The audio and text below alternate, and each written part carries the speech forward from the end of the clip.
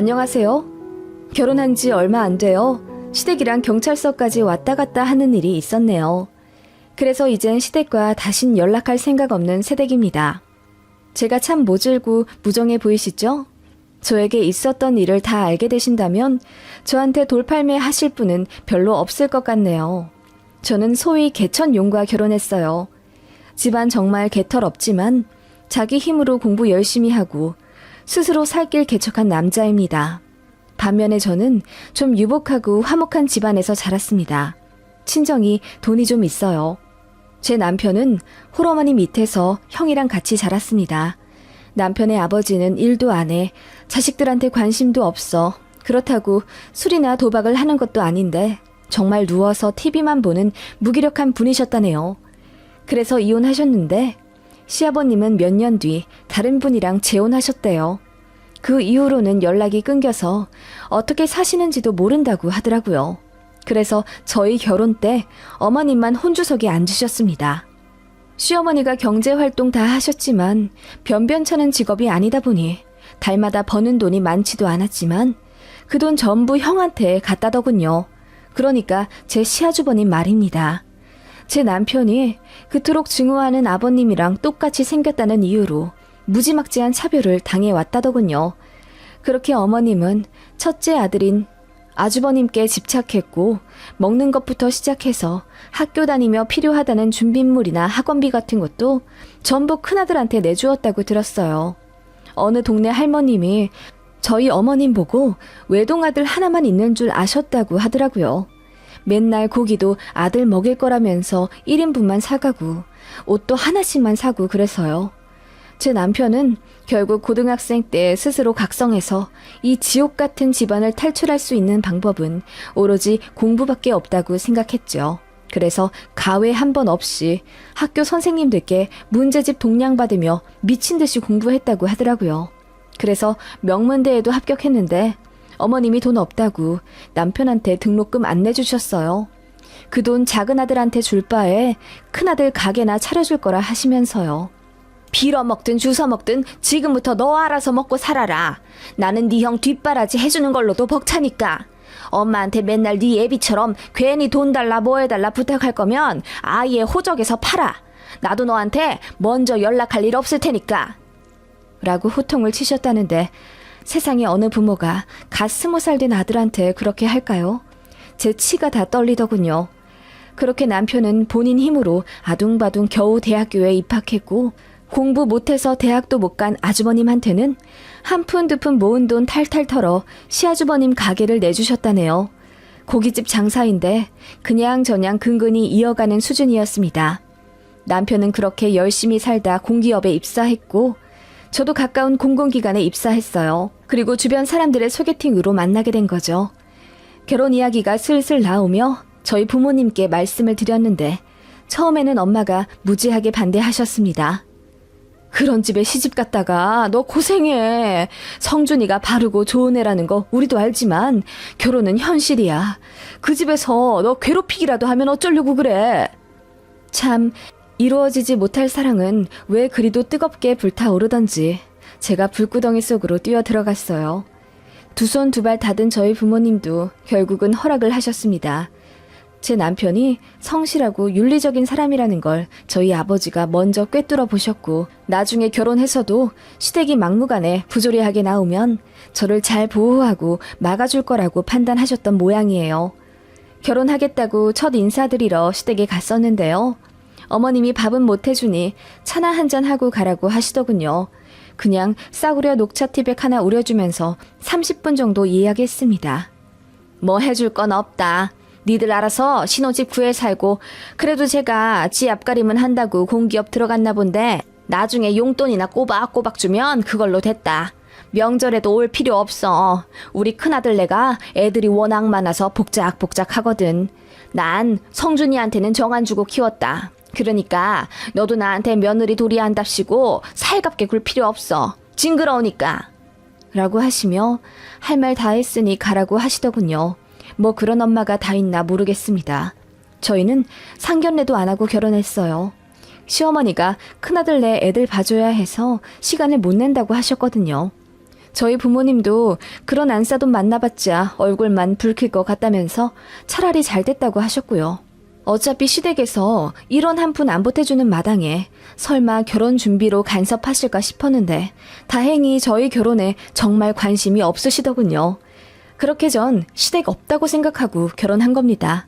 저희는 친정에서 오실 하객분들이 많아서 좀 크고 화려한 웨딩홀을 예약했는데 시어머님이 그날 예식장에 들어서자마자 눈이 휘둥그레해지며 세상에 이런 호화로운 곳에서 식을 올린다고?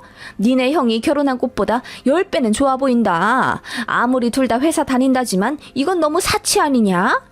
라고 톡 쏘듯 한마디 하시길래 저희 엄마가 듣다 못해 다 친정에서 해줄만 하니까 해준 겁니다. 라고 한마디 했더니 시어머니가 기분이 나쁜 듯 바로 휙 돌아 메이크업 받으러 가시더군요. 저희 결혼식을 계기로 어머님은 저에 대해 관심이 그제야 가기 시작하신 건지 식 끝나고 신혼여행 가야 하는 저희 붙잡고 이것저것 꼬치꼬치 물어보시더라고요. 니들 신혼집은 어디냐? 신혼여행은 어디 가고? 저희 분당에 아파트 들어가요. 신혼여행은 몰디브 일정이고요. 뭐라고? 분당? 세상에, 거기 비싸지 않니? 무슨 돈으로? 그리고 몰디브? 거기 헉소리 나게 비싼 데 아니냐? 한번 갔다 오는데 천은 우습다 하던데 네 아주버님은 제주도도 빠듯하게 갔다 왔어. 그렇게 어머님은 하나하나 전부 시아주버님이랑 비교해가면서 입을 다물지 못하시더라고요. 보다 못한 남편이 생전 둘째 아들놈한테 관심도 없었으면서 이제와 뭘 그렇게 물어보시냐고 한마디 했더니 어머님이 입을 꾹 다무시더군요. 결혼하면서 저희 친정에서 아파트를 하나 해주셨고 남편이 모아둔 돈으로 가정가구 해왔습니다. 어떻게 보면 남들과 반대죠. 남편은 부족한 본인이 미안하다며 남은 돈 1억 4천가량은 전부 저희 친정에 드린다고 했습니다. 그걸 저희 부모님은 마음만 받는다 하시며 대신 딸 계좌에 다 넣기로 하고 부부 돈 관리도 제가 다 하기로 했습니다. 남편은 뒤늦게 가정이라는 소속감 속에서 행복을 느끼는지 저와 저희 부모님한테 참 잘했습니다. 본인을 인정해주신 장인어른 장모님께 사위 그 이상의 역할을 하고 싶다며 나서서 처가에 가려고 했고 가서는 엉덩이 붙이고 있지 않고 저희 부모님과 등산도 가고 카페도 다니면서 아들 노릇을 했어요. 솔직히 그렇게 행복만 할 줄 알았어요. 저희 부부 둘 다 아기를 정말 좋아했기에 아이가 생기는 대로 낳자고 셋도 좋다며 가족 계획도 풍성하게 세웠습니다. 그런데 시댁, 아니 정확히는 시어머니의 입김이 저희 부부에게 슬금슬금 들어오기 시작했습니다. 어느 날부터 어머님이 저한테 일방적으로 문자를 보내시더라고요. 결혼했는데 어떻게 시댁에 이렇게 무심할 수 있냐.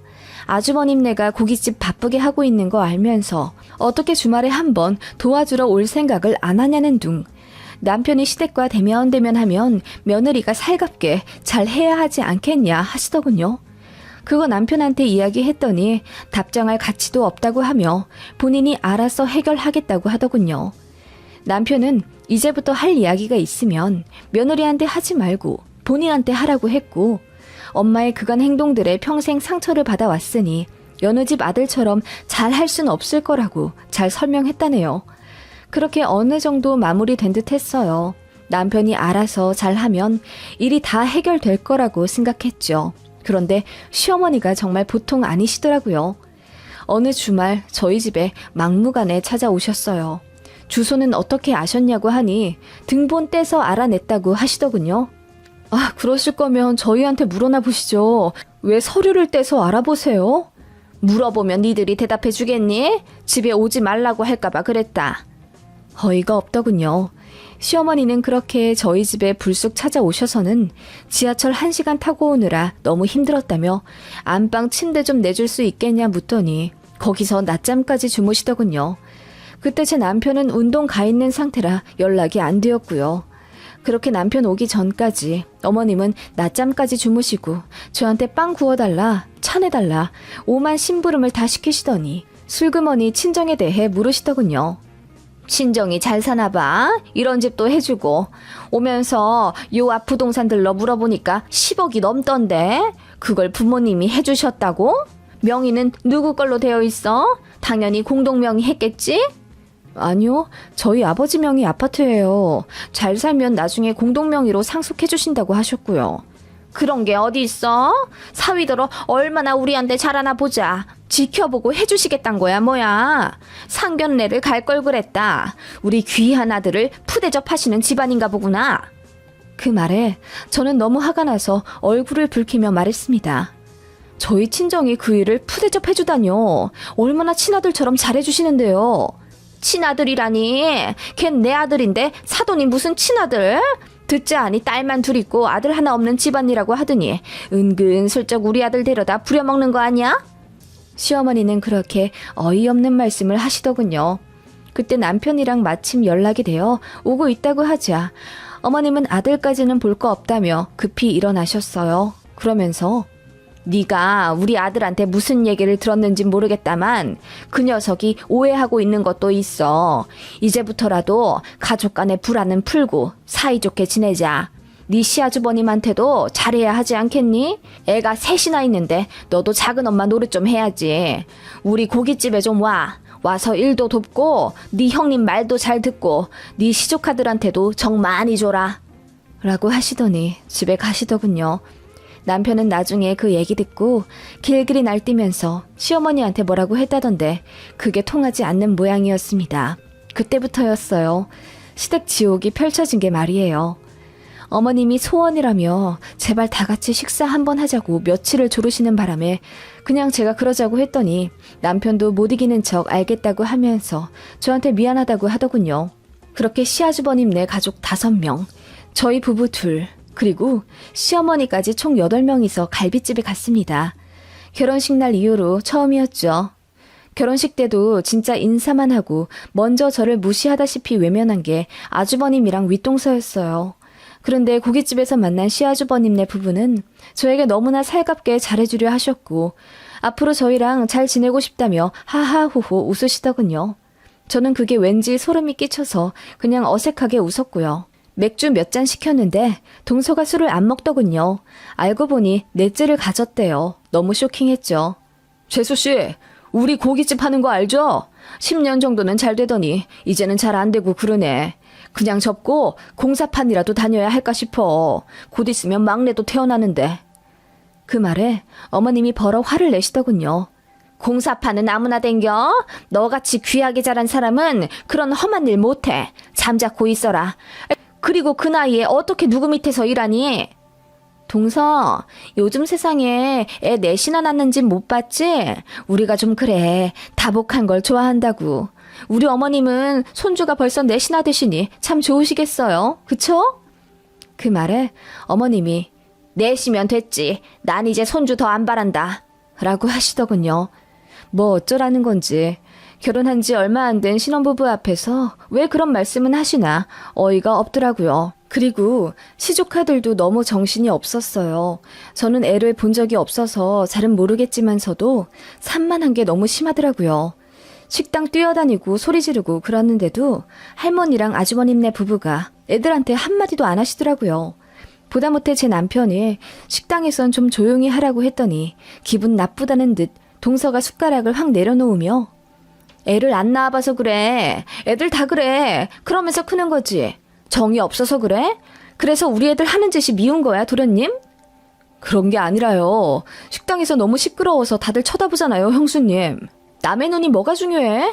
도련님은 정말 우리 애들 안 좋아하나 보다. 애들 낳아도 내복 한 장 안 사주더니. 얘들아, 오늘 작은 아빠가 사주시는 거야. 앉아서 많이 먹자. 그 말에 남편이 발끈 화를 내며 먼저 연락 끊은 건 형이었다며 자기는 조카들 태어난 줄도 몰랐다고 소리를 지르더군요. 그 말이 맞거든요. 어머님도 둘째 아들인 제 남편한테 연락하지 말라고 하셨댔고요. 그래 놓고는 이제 와서 어이가 없더라고요.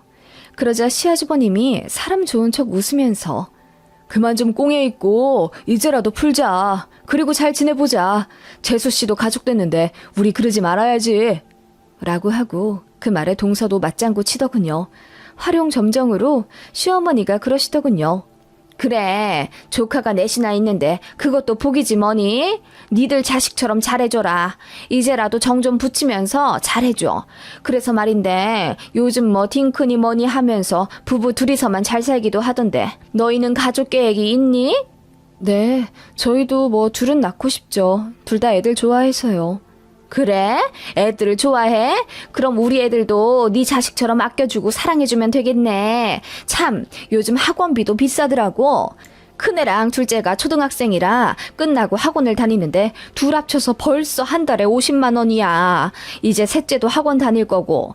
넷째는 또 터울이 있어서 옷이며 장난감이며 전부 새로 사야 돼. 얼마나 돈이 드는지. 시어머니는 그렇게 혀를 끌끌 차더니 저희한테 이러시더군요. 며느리가 참 날씬하고 예쁜데 출산하고 괜히 몸 망가지고 회사 일에 지장 있고 그렇다는데 굳이 복작복작 애 낳을 필요 있어? 여기 이쁜 애들이 이렇게나 많은데 얘들 다 나중에 크면 작은 엄마 작은 아빠한테 효도할 거야. 암 그렇고 말고. 그래서 무슨 뜻이냐고 했더니 그냥 시조카들을 저희 자식처럼 정주며 잘 대해달라네요. 들으면 들을수록 기분만 나쁘고 그래서 정색하고 앉아있다가 식사자리 파했습니다. 남편도 기분 들어왔는지 엄마가 하도 만나자 난리치길래 한번 만나본 거고 이제 더 이상 만날 일 없을 거라고 자기가 선 긋겠다고 사과하더군요. 그런데 그 이후로 며칠 뒤 주말 남편과 외출 준비를 하고 있었는데 띵동하고 벨이 울리더군요.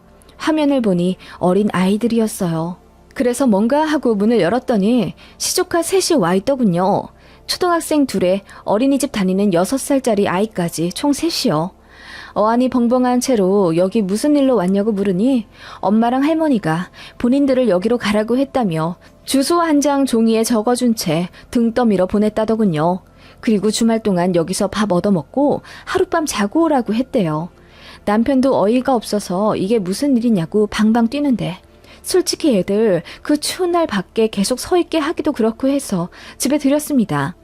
그리고 시어머니한테 전화했는데 안 받으셨고요. 아주버님이랑 형님 번호는 남편도 몰랐습니다. 그 정도로 아예 왕래가 없던 사이인 거예요. 그런데 다짜고짜 애들을 보내다뇨.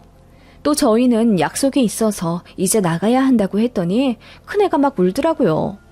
저희 내쫓으시는 거예요? 추운데 저희 다시 가야 돼요? 갈 차비도 없어요. 밥이라도 주시면 안 돼요? 하면서 울더라고요.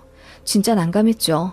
그래서 밥은 없고 식빵 구워 토스트 해주고 과일 좀 내준 뒤 오늘은 약속된 날도 아니니 돌아가야겠다고 시조카들한테 설명해줬습니다. 그런데 막내가 이 집 마음에 들어. 엄청 넓어서 막 뛰어다닐 수 있잖아. 우리 집은 싫어. 난 좁은 집 싫어. 여기 살래. 이러더라고요. 정말 기절할 듯 난감했습니다. 결국 남편이 화를 내다시피 하며 애들한테 집에 가야 한다고 설명해줬고 엉엉 우는 애들을 반강제로 택시까지 잡아주어 보냈습니다. 그러자 그렇게도 연락이 안 닿던 시어머니한테 바로 전화가 오더군요. 아니, 그 생떼 같은 애들한테 겨우 빵 쪼가리 하나 먹이고 내쫓아? 이 엄동설하네. 니들이 그러고도 작은 엄마, 작은 아빠냐? 내가 잘해주라고 했잖아.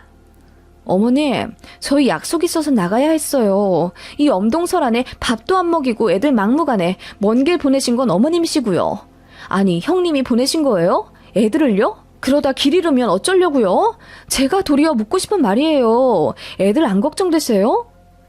제가 똑부러지게 다그치니 어머님은 우물쭈물하면서 한마디도 못하시더군요. 남편이 난리를 치며 이런 일 또 있으면 그때는 아예 문도 안 열어줄 거라고 하더군요. 그동안 자기가 죽었는지 살았는지 관심도 없지 않았냐. 큰형만 자식 취급해왔으면서 이제와 왜 이러는지 모르겠다며 난리를 치자 어머님이 전화기 너머로 엉엉 울며 미안하다고 했다네요. 남편이 거기 흔들린 건 아니지만 아무튼 갑자기 태세 전환하는 시어머니의 행동에 제가 더 상처받을 것 같더라고요. 시어머니는 그렇게 툭하면 저한테 연락해서는 우리 아들이 상처가 많나 봐. 네가 현명하게 잘 해줘라. 천륜이잖니. 엄마랑 제 형을 어찌 끊어. 네 남편이랑 우리 사이는 다 너한테 달렸다. 네가 중간에서 더 잘해. 라고 하시기도 했고 너 설마 임신 준비하는 건 아니지? 네 형님이 몇 달 뒤에 애 낳는데 넌 아직은 아니다. 아직 갖지 마. 애 가져서 뭐해? 라고 하시며 선 넘은 발언을 하시기도 했습니다. 그러더니 또 시조카는 자주 봐야 정이 붙는다면서 다짜고짜 저희 집에 몇 번이나 보내셨고 나중엔 저도 짜증이 나서 없는 척 문 안 열어주고 그랬습니다. 문 밖에 애들 우는 소리가 났지만 그냥 모른 척 했어요. 그러면서도 제 자신이 너무 혐오스럽고 괴롭더라고요. 애들이 뭔 죄가 있나 싶기도 했지만 받아주면 끝도 없을 것 같다는 생각이 들었고 그건 남편도 같은 생각이었습니다. 그런 일이 몇 번 반복되자 결국 시어머니랑 시아주버님 그리고 배부른 동서가 저희 집에 찾아왔습니다. 왜 애들한테 정 안 주고 대면대면하게 구냐. 작은 아빠, 작은 엄마 노릇 안 하려고 하냐며 정말 삿대질하며 저희한테 따지려 들더군요. 그래서 그날 저도 다 말했습니다. 정이요? 저도 남편한테 이야기 들어서 다 알아요. 그러게 저희 남편 안 외롭게 잘 해주지 그러셨어요? 부부는 일심동체인데 그럼 제 남편 상처 모른 척해요 제가? 그리고 막무가내 애들 보내면 저희가 얼씨구나 자랐다 하면서 잘해줄 줄 아셨어요? 일에도 순서가 있고 다 단계가 있는 겁니다. 화목하게 잘 살길 바라면 제 남편한테 진심으로 사과부터 하세요. 라고 했더니 어머님 얼굴이 불그락푸르락 하시더니 옛날 일 가지고 자꾸 꽁한다며 제 남편을 또 타박하더군요. 그러더니 동서가 그러대요. 그래, 감정 그거 쉽게 풀리겠어? 그래도 시간 지나면 오해든 유감이든 다 풀려. 그러니까 너무 조급해 하지 말자. 우린 가족이잖아. 라고 하더니 본론을 말하더군요. 우리 고깃집 이제 정리하려고. 그동안 많이 벌지도 못했고 또 태어날 막내 생각하면 이래저래 일손도 부족할 것 같고 좀처럼 커버가 안 되네. 이래저래 돈 나갈 땐 많은데 우리 사정이 좀 그래. 그래서 말인데 도련님이 좀 도와줬으면 좋겠어. 우린 가족이잖아. 네? 그게 무슨 말이세요? 애 낳을 거야? 에이, 요즘 누가 애 낳아서 고생해. 우리가 넷이나 낳으니까 동서는 낳을 필요 없잖아. 그건 형님네 애들이고요. 시조카랑 제 자식은 다른 거죠. 형님, 저번부터 느꼈는데 참 말씀 이상하게 하시네요. 그러자 시어머니가 어디 감히 손윗동서한테 말을 그렇게 하냐며 소리를 지르시더군요. 어머님, 괜찮아요. 이제부터라도 동서 제가 잘 가르치면 되죠. 동서, 저번에도 말했다시피 학원비로만 거의 100만 원 넘게 나가게 생겼어. 우리 식비도 엄청난데 정말 돈 많이 나가. 그래서 말인데 애들 양육비조로 한 달에 200만 원 정도만 보내줄 순 없을까? 둘이 돈 잘 벌잖아. 집도 동선에 친정에서 해줬다면서. 그럼 대출금 나갈 것도 없겠고 둘만 사니까 여유롭지 않겠어? 둘이 합쳐 거의 700은 벌 것 같은데 많이도 안 바래. 딱 200만 원만, 응? 그 말에 남편이 화를 내며 헛소리 할 거면 나가라고 했죠. 그러자 시아주버님이 나서며 네 형수한테 너무한다. 임신도 했는데. 야, 생각해봐. 우리 애들이 우리한테만 잘하겠냐? 너한테도 잘하겠지. 물론 네가 어떻게 해주냐에 따라 달린 거긴 하지만 너 맨날 엄마랑 나한테 꽁하니 삐져 있었잖아. 사랑 안 준다고. 사랑 받으려면 너도 노력을 해. 그 말에 결국 남편이 먼저 아주버님께 주먹을 날렸습니다. 그렇게 두 형제가 치고받고 싸우게 되었고 결과적으로 남편이 피해자가 되었습니다. 제 남편이 더 많이 다쳤기도 했고 시아주버님이 위험한 물건으로 제 남편을 때렸기 때문입니다. 결국 특수폭행죄로 시아주버님이 입건되었고 남편은 절대로 합의하지 않겠다며 으름장을 놓았어요. 시어머니와 동서가 저한테 찾아와 처음엔 화내고 협박하더니 나중에는 친정에까지 가서 난리를 쳤다네요. 그 바람에 경찰에서 한 번 더 왔고 그 점이 가중처벌되는 빌미가 되었습니다. 누가 봐도 시아주버님이 불리한 안 좋은 상황이 되자 시어머니가 울고불고 빌며 제발 한 번만 봐달라 난리치시더군요. 그래서 어떻게 되었냐고요?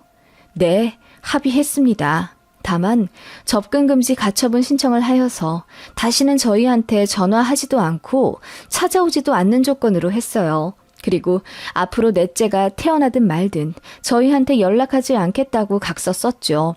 그래서 정말 다시는 앞으로 시댁 사람들이랑 엮일 일 없도록 변호사 써서 잘 처리했어요. 일 다 진행될 때쯤 남편이 씩 웃더라고요. 사실 자기가 다 유도한 거라면서요.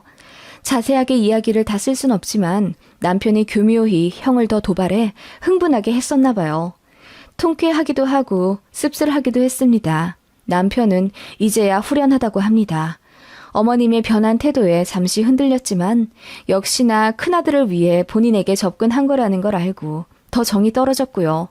저한테 많이 미안해하는 남편입니다. 심려 끼쳐드려 죄송하다며 저희 친정에 가서도 무릎 꿇고 사과했고요. 그런 남편을 저희 친정에서는 넓은 포용으로 안아주었습니다. 그렇게 다 해결되었어요. 참 폭풍 같았던 1년이었어요. 액땜했다 셈치고 잘 살아봐야죠. 가족이란 뭘까요? 알다가도 모르겠습니다.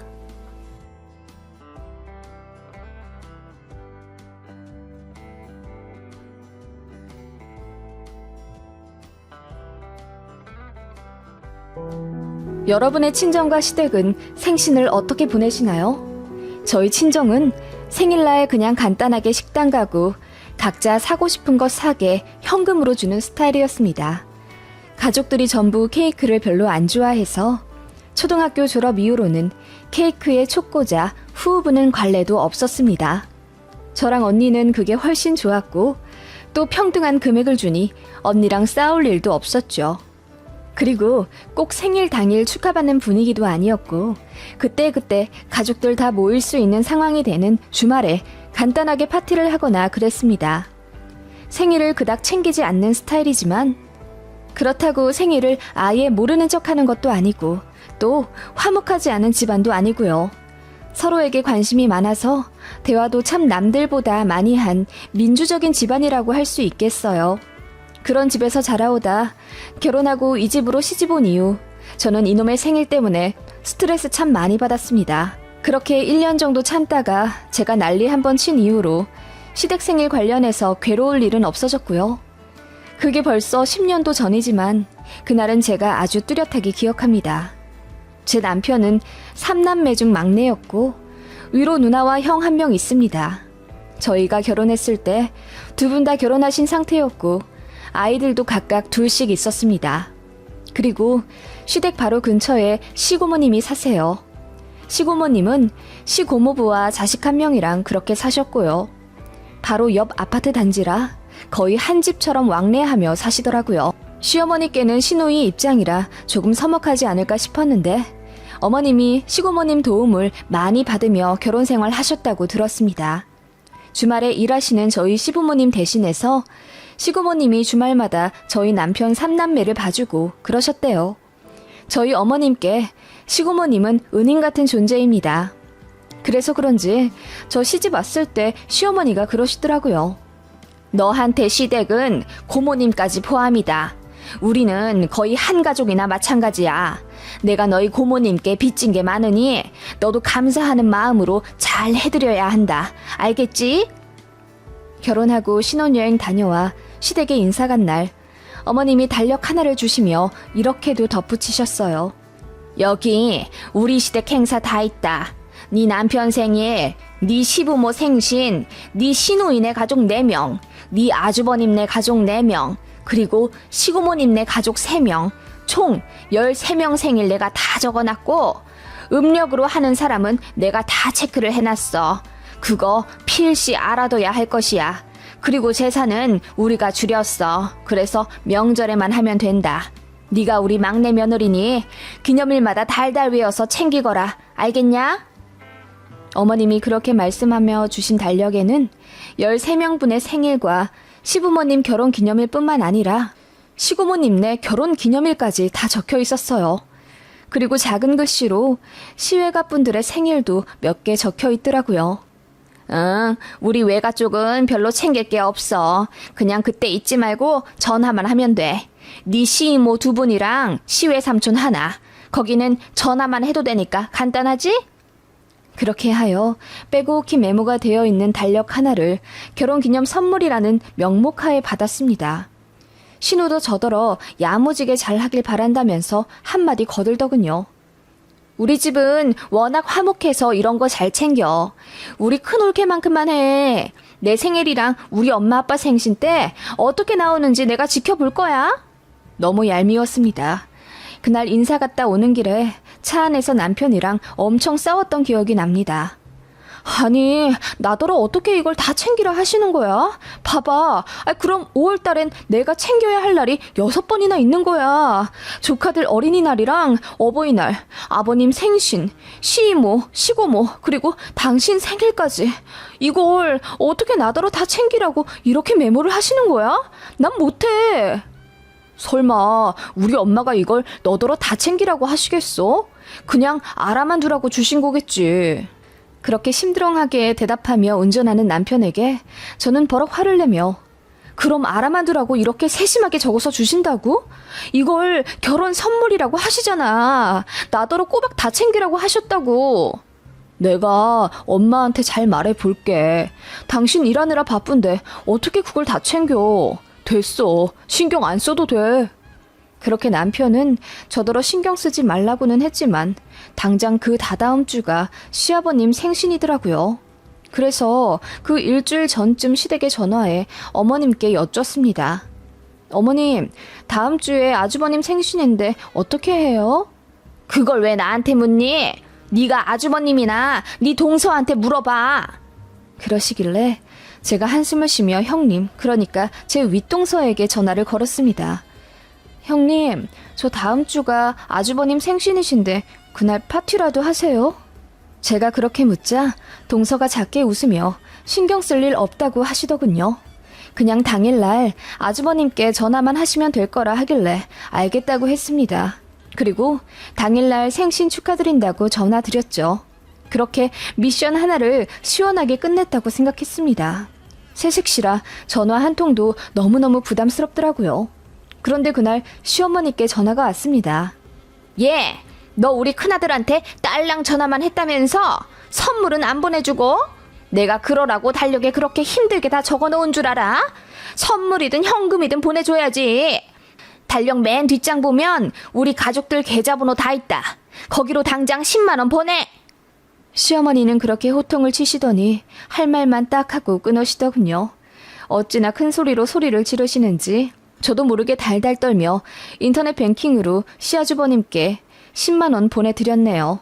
너무 황당하고 기분 더러웠지만 어머님이 너무 화를 내시는 바람에 새댁의 새 가슴으로는 감히 뭐라 반발할 수 있는 용기가 없었고요. 그날 퇴근한 남편한테 하소연했더니 또 신경 쓸 거 없다면서 무심한 태도로 일관하더라고요. 시어머님께 자기가 얘기 잘 하겠다고 하더니 남편도 한 소리 들은 모양이었어요. 며느리 교육시키는 중이니 남편들어 괜히 부인 편 들지 말고 중간에서 잘 하라고 했다나? 어이가 없더군요.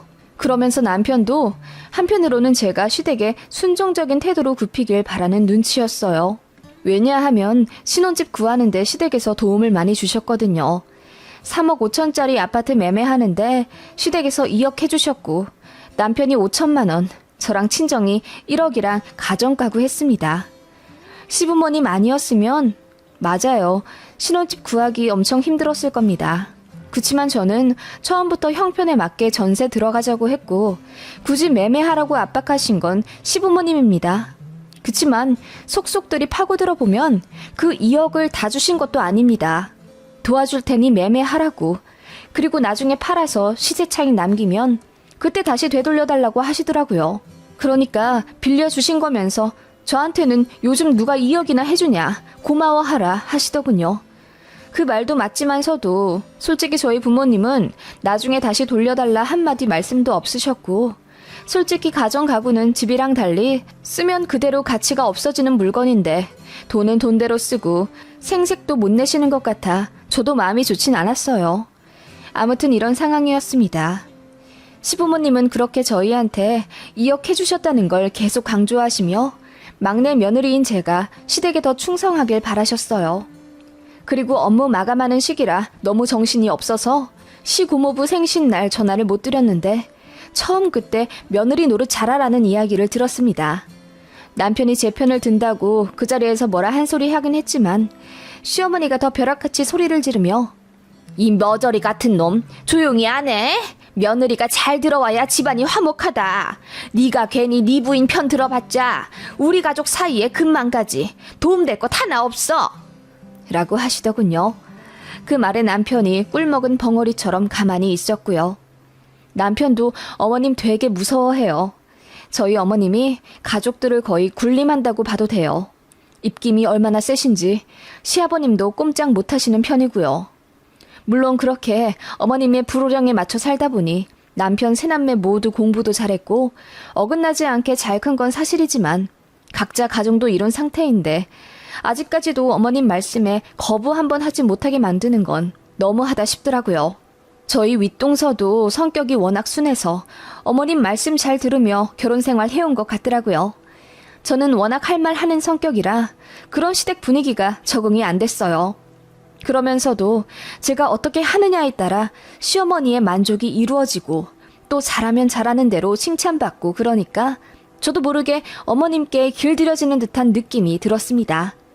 시댁 가족 챙기는 것도 한 반년 지나가니 그럭저럭 할만 하더군요.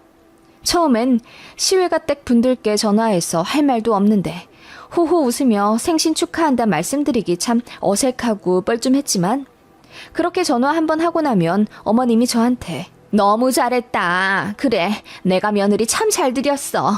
앞으로도 부탁해. 라고 인사를 해주시니 그냥 저냥 할만 하더라고요. 그렇게 한 달에 2-3번씩 시 가족들 생신 챙기고 제일 바빴던 5월은 4주 중에 딱 1주 저희 친정 가고 나머지 3번의 주말은 전부 시댁에 가서 보냈습니다. 그때 아버님 생신이랑 시조카들 챙기는 어린이날 그리고 어버이날까지 전부 몰려서 5월은 그냥 아예 주말에 제 약속을 잡을 수가 없었어요. 그리고 생신마다 꼭 저더러 10만 원씩 가족들한테 줘야 한다 하시길래 조카들까지 전부 다 챙겨줬어요. 시댁 가족들도 나중엔 그게 당연한 듯 받았고요. 그래서 은근히 시댁에 들어가는 돈만 엄청 나더군요. 시어머니는 저희가 신혼집 구하는 돈 2억이나 신세를 받았으니 그냥 이자라고 생각하고 아까워하지 말라시더군요. 그리고 아버님 어머님 생신 때는 자연스레 생신상을 바라시더군요. 막내 며느리 들어왔으니 이제 생신상 차리는 게 제 일이라면서 어머님이 손수 큰 동서 보고 하지 말고 저더러 하라고 하셨어요. 그래서 어머님 생신 맞이하는 주 토요일에 새벽같이 일어나 장보고 시댁으로 가서 상 차렸습니다. 시구모님 분들까지 전부 오셔서 파티해야 했으니 거의 15인분을 저 혼자 만들었어요. 어머님이 무조건 한식이어야 한다. 정성 많이 들어가는 음식으로다가 해. 알겠니? 하시며 메뉴도 정해주셨습니다. 소고기 미역국, 전복구이, 갈비찜, 잡채, 나물 반찬 5가지 요구하셨고 식혜도 웬만하면 집에서 해오라 하시더군요. 솔직히 그거 어떻게 제가 다 합니까? 맞벌이라 너무 피곤하고 주말에는 쉬고 싶은데 생신이라는 이유로 며느리한테 새벽부터 장봐와서 시댁에서 생신상을 차리라뇨. 그래서 제가 그거 다 못한다고 딱 잘라 말씀드렸더니 어머님이 하는 데까지만 해보라며 노력하는 모습을 보려고 하신다 하시더군요. 그래서 일단 거의 다 만들긴 했지만 잡채랑 나물 5가지는 사갔어요. 식혜도 그냥 시판 음료수 사갔습니다. 그랬더니 어머님이 노발대발 하시면서 어떻게 잡채를 사올 수가 있니? 사오는 건 맛이 없어. 기름만 숨 많아가지고 느끼하단 말이야. 아니, 그리고 나물 그거 무치는데 얼마나 시간 든다고 그걸 사와? 식혜도 시판을 사오는 건 뭐고? 사올 거면 시장에서 아줌마들이 손수 만든 그런 거라도 좀 사오지. 너 정신이라는 게 있니? 네 동서는 말이야. 네 시아버지 첫 생신날 아주 상다리가 휘어지게 차려놨다고. 라고 하시는데 진짜 눈물이 찔끔 나더군요. 신우도 저 혼나는 현장을 빼꼼 들여다보더니 뭐야? 몇 개를 샀어? 우리 큰올케는 하나도 안 사고 전부 다 했는데 너무 성의 없다. 올케, 이게 뭐야? 내가 기대한다고 했잖아. 굳이 이렇게 비교해선 안 되지만 형님은 원래 요리를 취미처럼 잘 하시는 분이고 전업이세요. 저는 맞벌이고 업무 강도도 세단 말입니다. 그래도 다른 음식이라도 잘 만들어 보겠다고 전날 새벽까지 요리 동영상 보고 연습도 좀 하고 그랬는데 어머님이랑 신우 말에 너무 서운해서 눈물이 다 나더라고요. 그러자 어머님이 생신상 그거 하나 차리는데 5만 생색을 다 낸다며 저더러 빨리 눈물 그치고 빨리 상 차리라 닥달을 하시더군요. 그렇게 눈물의 첫 시어머니 생신상을 차렸던 기억이 납니다. 신호도 너무 짜증났고요. 주변에 물어보니 반반이었어요. 시부모님 첫 생신상을 차려드린다는 사람들 반, 그냥 밖에서 식사만 한다는 사람들 반이요. 그래도 저처럼 그렇게 요리를 많이 하는 집은 없더라고요. 너무 억울했어요. 괜히 남편만 잡아 화풀이하고 스트레스 풀었네요. 그렇게 시댁에 매여 지내니 자연스레 저희 친정도 좀 잘해드리고 싶더라고요. 그래서 남편한테 얘기했죠. 나는 시댁 가족들 생일이며 기념일이며 1년에 13번, 아니 13번이 뭐야? 명절에 제사며 그 외 이것저것 부르시는 것까지 다 포함하면 얼마나 많이 연락드리는지 몰라. 이제 당신도 우리 친정 가족들 생신 때라도 꼬박꼬박 전화드리고 챙겨드려줘. 알겠어. 그거라도 해야지. 라며 남편도 저희 친정에 전화하고 손수 현금 보내드리는 걸로 합의를 봤습니다. 그래봤자 제가 하는 것보다 훨씬 덜 수고스럽지만 그렇게라도 하지 않으면 너무 억울할 것 같아서요. 생일 잘 안 챙기는 저희 친정에서는 뭐하러 김서방까지 전화를 하게 하냐, 안 해도 된다 하셨지만 제가 잠자코 받으시라 했습니다. 저는 더 고생하니까요. 어느 날 시모가 저희 친정은 생신 어떻게 해드리냐 넌지시 묻더군요. 그래서 제가 말했죠. 저희는 원래 생일 같은 건 잘 안 챙겨요. 대신 사고 싶은 거 스스로 사게 현금으로 보내주는 편이에요. 한 20만 원 정도? 그랬더니 어머님이 20만 원이나? 아니 우리 집 식구들한테는 인당 10만 원씩 주면서 너무 많이 드리는 것 아니니? 어머님, 근데 저희는 가족이 적잖아요. 딱 셋인데. 저는 시댁 13명이나 챙기는 거고요. 아니, 그래도 그렇지. 그건 좀 그렇네. 그 말에 저는 왠지 기분이 나빠져서 남편도 제 친정 가족들한테 저 하는 것처럼 생일 때마다 일일이 다 전화 돌린다고 했습니다. 우리 언니 결혼하면 제 형부한테도 전화하라고 하려고요. 그래봤자 1년에 4번이네요. 전 13번인데.